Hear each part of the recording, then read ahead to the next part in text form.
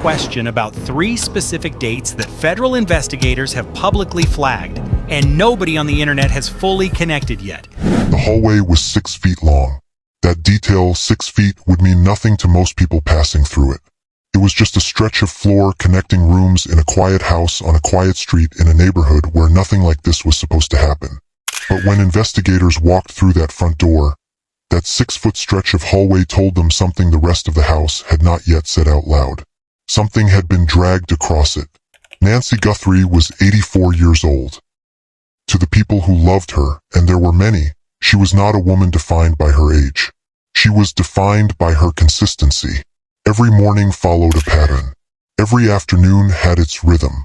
Every evening ended the way it always did. Phone calls returned. Meals eaten at the same hour. Lights off at a time her family could set a clock by. Nancy was the kind of person whose life moved in a reliable loop. The kind of person whose absence would be noticed not in days, but in hours. That was the first thing her family knew when the calls stopped being answered. Because the man on Nancy's porch at 1:47 a.m. had a walk, too. And within hours, side-by-side comparisons were everywhere. The gait, the shoulder roll, the stride length. Thousands of people watching 2 clips on a loop asking the same question. Is that the same person? I am not here to answer that question with a TikTok overlay. I am here to show you something bigger. She lived in a home that suited her, modest, familiar, tucked into a residential pocket of the kind of area where neighbors still noticed each other. People knew when a car was parked differently.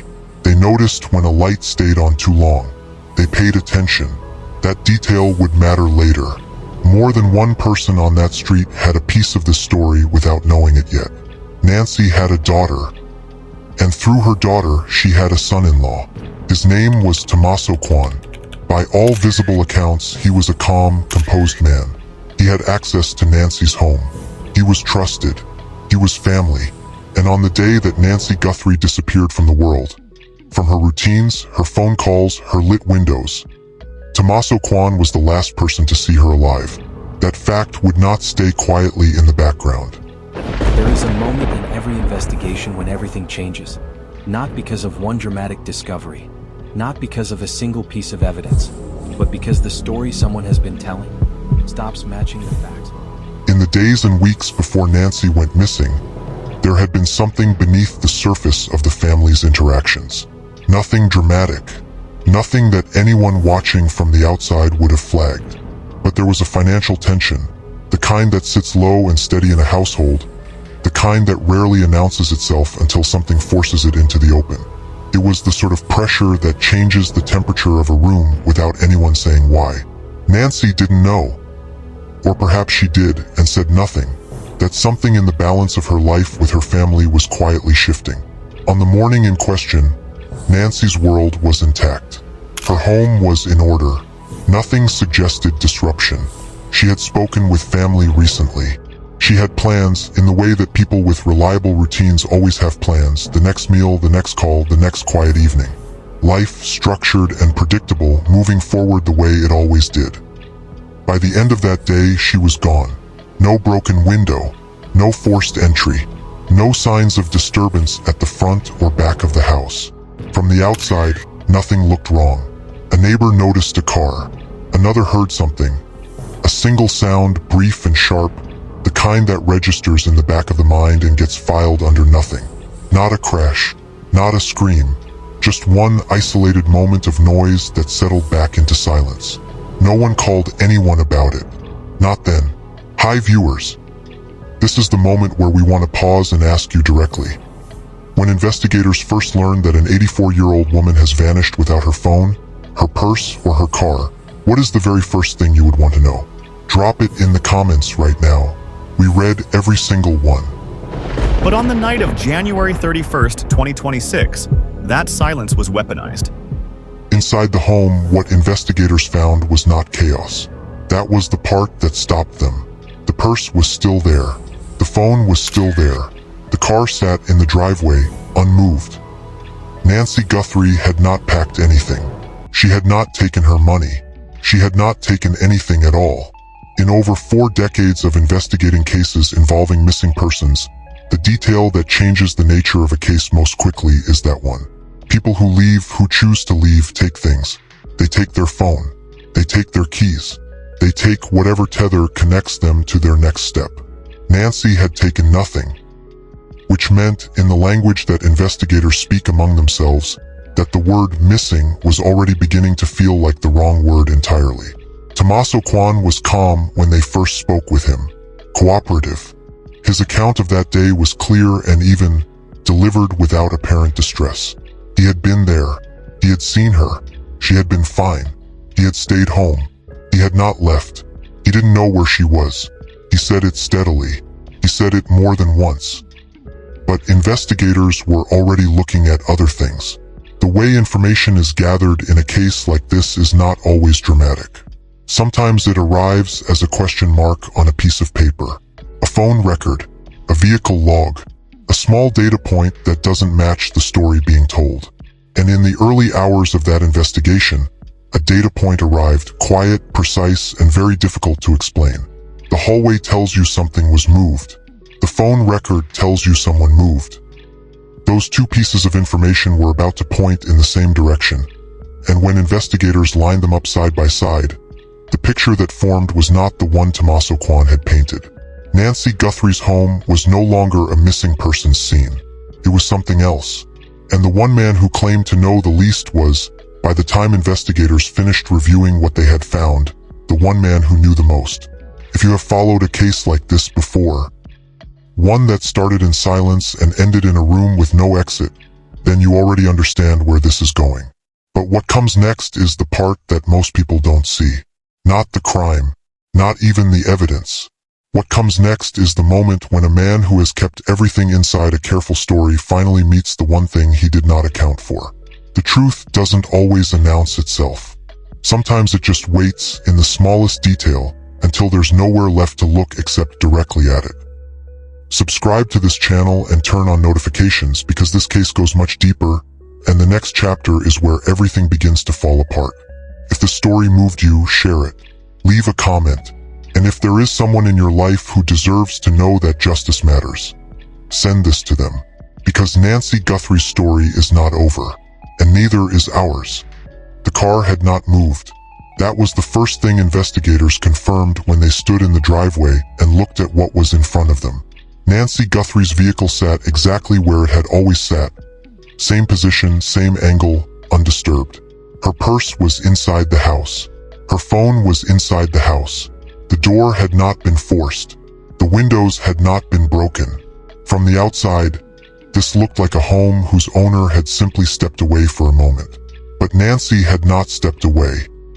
And the longer investigators stood inside that house, the more certain that became. There is a logic to how people leave spaces, even voluntarily. They take the things they need. They close things behind them. They leave traces of a decision. A note, a message, a bag packed in a hurry. Nancy Guthrie left none of that. What she left behind was everything. While Savannah Guthrie, Nancy's daughter and co-host of NBC's Today Show, had been visible everywhere, on television, at community events, in press conferences, her voice steady and then strained, and then something harder than grief.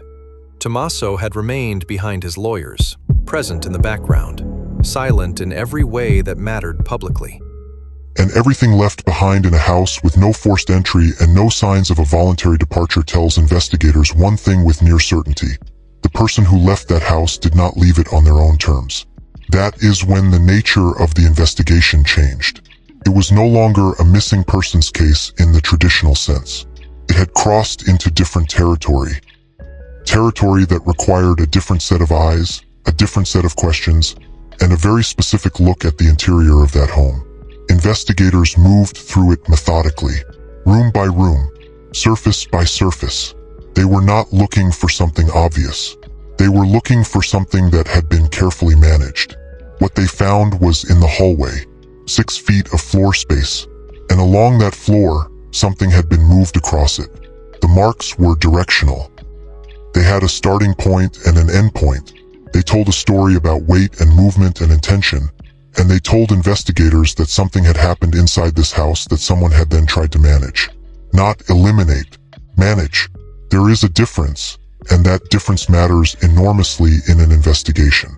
A neighbor came forward, quietly, without drama, in the way that people in residential neighborhoods often do when they are not sure whether what they noticed means anything. She had heard a sound. One sound. A single impact, brief, sharp, the kind of thing that registers for a moment and then fades because there is nothing to follow it. No second sound. No voices. No door slamming. Just that one moment of noise, and then silence. That detail was placed carefully into the record. A delivery driver had also been in the area that day. Not an unusual thing in a residential neighborhood. But this driver remembered something specific. A vehicle leaving the driveway of Nancy's home. Not parked, leaving. And the way it was described was not the casual exit of someone heading to a grocery store. There was a direction to it. Purposefulness. A vehicle with somewhere to be and very little time to get there. That observation, too, was placed into the record. Now investigators had three things that did not belong in a voluntary disappearance. Drag marks across the hallway floor. A sound with no explanation. And a vehicle seen leaving with intention. None of these things on their own closes a case. But together they begin to form a shape. And the shape they were forming pointed not toward someone who had come in from the outside, but toward someone who had already been inside. Someone who didn't need to break in. Someone with a key. That detail, the absence of forced entry, is one of the most telling elements in any case involving an elderly person who lives alone. It narrows the field significantly. It moves the question away from the general public and toward a specific, much smaller group. People who had regular, trusted access to that home. Family. Close contacts. People Nancy would have opened her door for without hesitation, without asking who was there. The investigators knew who that person was, and they had already spoken to him once. Tommaso Kwan had given a clear account of his day. Calm as he had been from the start. He had been there. He had seen her. She had been fine. He had stayed home. He had not left. He didn't know where she was. The account was delivered evenly, without visible agitation, in the way that either a completely innocent person or a very controlled one might deliver it. But the delivery driver had seen a car leaving, and that car needed to belong to someone. Subscribe to this channel and turn on notifications. Because what happens in Chapter 3 is the moment everything Tommaso Kwan said stops holding together. Leave a comment below and tell us what detail has stood out most to you so far. Your thoughts matter, and they inspire others who are following this story right alongside you. The phone data arrived the way critical evidence usually does in modern investigations. Quietly, through a request processed and returned as a series of data points that most people never think about when they carry their phones through their daily lives. Cell tower records, location data, the trail that a device leaves behind simply by existing in a person's pocket. Tommaso Kwan's phone had moved 15 miles on the day Nancy Guthrie disappeared. That was the number, 15 miles. Not a short drive to a nearby shop, not a loop around the block. A deliberate distance. The kind of distance you cover when you have somewhere specific to go. And that distance directly contradicted the account Tommaso had given when investigators first spoke with him. He said he had stayed home. He said he had not left. He said he did not know what had happened or where Nancy was. His phone said otherwise. This is the moment in an investigation when the structure of a suspect's story begins to crack. Not dramatically, not all at once, but in the way that a wall develops a fracture. The crack starts small, but once it is there, it does not go away on its own. It widens under pressure, and the pressure in this case was the data itself. Investigators now had a timeline problem. Tommaso had placed himself at home during the hours in question. The phone data placed him on the road, 15 miles from where he claimed to be. Tire impressions found at a secondary location matched the vehicle that had been seen leaving the driveway that day. The delivery driver's account, the neighbor's account, the drag marks, and now the location data, all of it was pointing in the same direction. And none of it was pointing toward Nancy Guthrie leaving that house on her own. The question investigators were asking themselves was not simply what happened. They already had a reasonable picture of that. The question was something more precise. What was the gap between the moment something went wrong inside that house and the moment Tommaso Kwan picked up a phone and called for help? He never made that call. That fact is not a small one. In a genuine emergency, in a moment where someone in a home suffers an accident, a fall, a medical event, the response of someone who is present and cares about that person follows a clear and immediate pattern. You call for help. You call right away. There is a moment in every investigation when everything changes. Not because of one dramatic discovery, not because of a single piece of evidence, but because the story someone has been telling stops matching the facts. You don't manage the situation.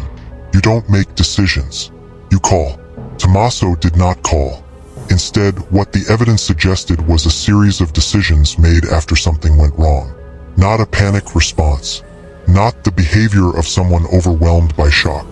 Something that looked more like calculation. A vehicle leaving, a 15-mile drive, a secondary location, and then a return to a version of events that did not include any of those things. That is the behavioral detail that changed how investigators approached what came next. When someone tells a story that the evidence directly contradicts, there are two possibilities. The first is that the person genuinely has a different memory of events, confused, incomplete, mistaken. The second is that the story was constructed. The distinction matters because it shapes everything about how an interrogation unfolds. A confused person gets gently corrected. A constructed story gets methodically dismantled. Investigators already knew which of those two possibilities they were dealing with. The interrogation was scheduled. The room was prepared.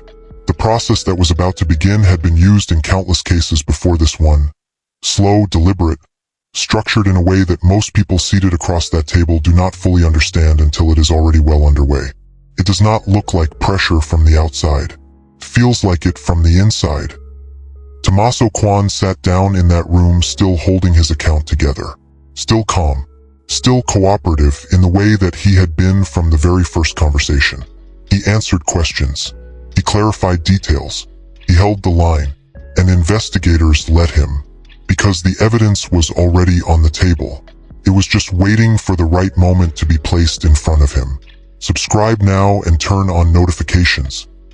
Chapter 4 is where the room gets very quiet and everything begins to fall apart in ways that Tommaso Kwan could not have anticipated. Drop your thoughts in the comments. What do you think his reaction was when the phone data was shown to him? The interrogation room is a specific kind of environment. It is not designed for comfort, but it is not designed for obvious discomfort either. It is designed for attention. There is very little to look at, very little to do with the hands, and very little noise to fill the silences that investigators create deliberately and leave open like a question that needs an answer. Tommaso Kwan sat inside one of those silences. The early part of the session moved the way he expected it to. Questions he had answered before.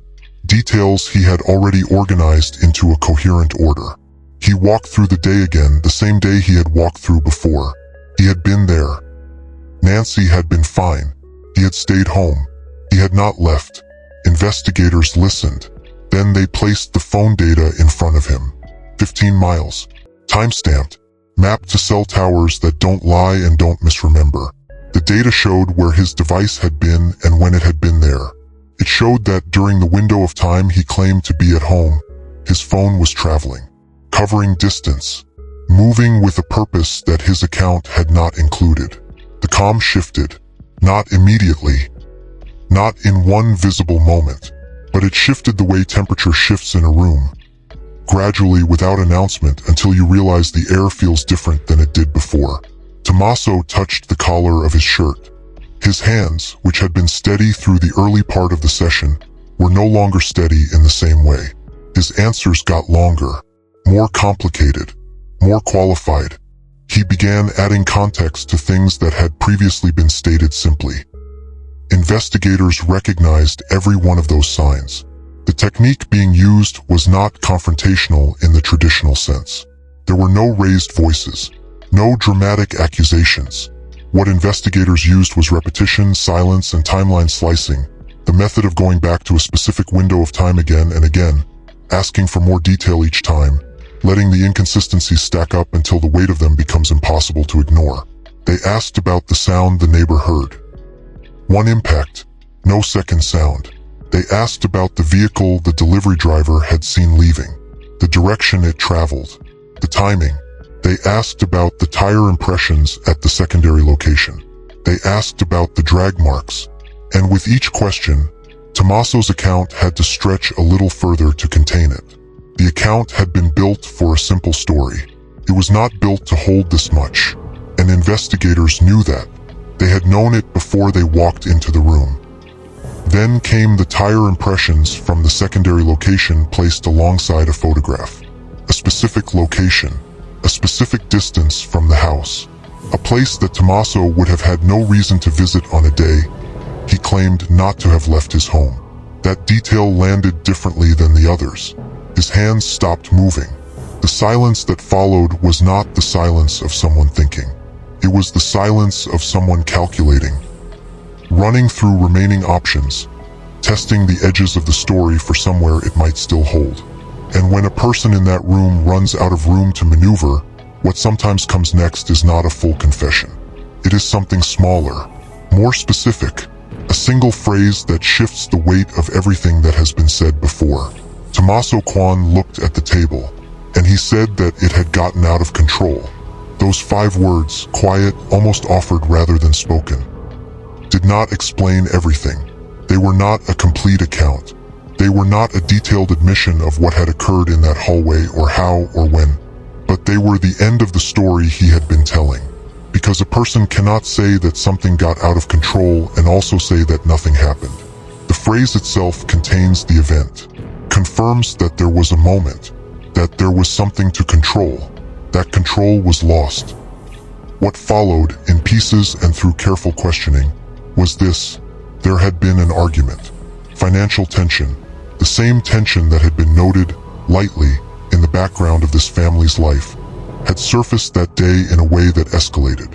During that escalation, Nancy fell, and Tommaso, rather than calling for help in that moment, made a different decision. He paused. He assessed. He chose a course of action that did not include reaching for a phone to call emergency services. That decision, that pause, that choice is the center of this case. Because investigators are not only looking at what happened, they are looking at what happened next. The reaction to an event often reveals more about intent than the event itself. And in this case, the reaction was a 15-mile drive, a secondary location, tire tracks in unfamiliar ground, and a return home with a story ready and waiting. Nancy Guthrie had still not been found. That was the reality that sat over everything else in that room, over the phone data, the tire impressions, the partial admission, all of it. Family was waiting. Community was watching. And the one person who knew where Nancy was had just told investigators that it had gotten out of control, without telling them where that left her. Subscribe and turn on notifications, because the final chapter of the story carries the weight that no evidence and no admission can fully resolve. Leave a comment. Tell someone about this case, because Nancy Guthrie deserves to be remembered. Some cases close with a verdict, some close with a sentence, some close with a door being shut and locked, and the world moving forward with the understanding that at least justice in its formal sense has been delivered. This case has not fully closed. Nancy Guthrie has not been found. That is the truth that sits at the end of all the evidence, all the interrogation, all the data and the tire tracks and the carefully reconstructed timeline. Investigators built a structure. They assembled the pieces. They placed Tommaso Kwan inside a room and watched the account he had maintained begin to come apart under the weight of what the evidence already knew. They heard him say those 5 words. They documented the partial admission. They have the record of what that day looked like, hour by hour, decision by decision. But Nancy is not home. Her daughter is still waiting. The family that noticed her absence within hours, because she was that consistent, that present, that reliably connected to the people who loved her, is still waiting.